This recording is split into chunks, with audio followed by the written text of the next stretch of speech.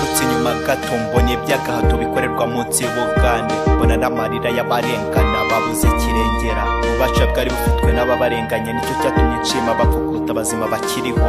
Nukuri bose barutwa n'utarageze bahunga, bona imirimo mibi by'abapolisi bakoreye ku rupfu rw'umubyeyi wanyibarutse. Niho nkomoka ni mu cyaro mu miryango w'abakene, nta n'umwe wakuvugira iyo ubabaye bose bakutera utwatsi.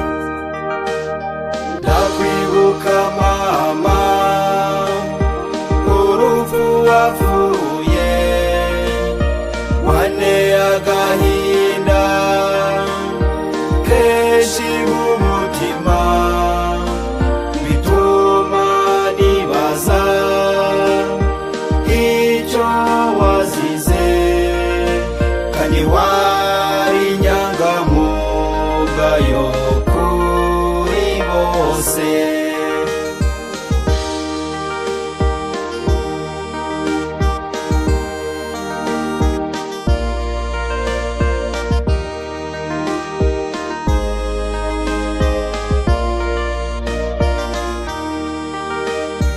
Life ni vita ni nanu na pisha, wajyago bimbwira ati mwana wanjye ndabona abanzi bangera amajanja, nshakira udufaranga nimuke mve hano hantu kuko ndabona ari habi, n'ubundi ndabona nzahasiga agahanga. Nanjye nti hoya mukecuru ntawe uzakwivugana, nari nzi ko ari mu miryango w'ubucuti n'abavandimwe bazakwitaho bakagusazisha neza, ariko sinamenye ko ari bo bazakwambura ubuzima.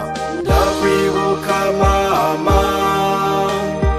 urupfu wapfuye wanteye agahinda kenshi mu mutima, bituma nibaza icyo wazize, kandi wari inyangamugayo kuri bose.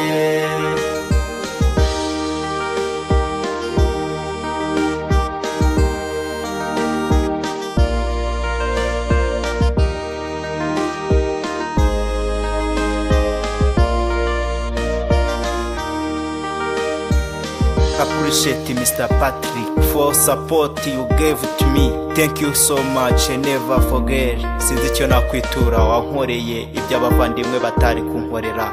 Wankuye ishyamba, wankuye ishyanga. Nkuru nziza uri umubyeyi mwiza, warandeze urankuza, dore ubu ndakuze, nanjye ndimo ndiga kwiteza imbere nk'abandi bose. Olivier uri umuvandimwe for life. Ndakwibuka mama, urupfu wapfuye wanteye agahinda kenshi mu mutima, bituma nibaza icyo wazize, kandi wari inyangamugayo kuri bose. Ndakwibuka mama, urupfu wapfuye wanteye agahinda kenshi mu mutima, bituma nibaza icyo wazize, kandi wari inyangamugayo kuri bose.